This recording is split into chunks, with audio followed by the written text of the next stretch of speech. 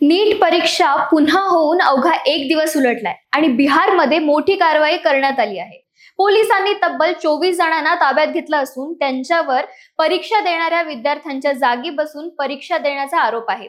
तपासादरम्यान ही एक संघटित सॉल्व्हर गँग असल्याची माहिती समोर आली आहे. या गँग मधील सदस्य पैसे घेऊन विद्यार्थ्यांच्या जागी परीक्षा देत असल्याचा संशय व्यक्त केला जात आहे. या प्रकरणानंतर नीट परीक्षेच्या पारदर्शकतेवर पुन्हा एकदा प्रश्नचिन्ह निर्माण झालं आहे. आधी पेपर फुटीच्या आरोपांमुळे परीक्षा वादात सापडली होती आणि आता सॉल्व्हर गँगचं प्रकरण समोर आल्याने शिक्षण व्यवस्थेवरही प्रश्न उपस्थित होत आहेत. पोलिसांकडून सध्या या संपूर्ण रॅकेटचा तपास सुरू असून यामागे आणखीन किती लोकांचा सहभाग आहे याचा शोध घेतला जात आहे.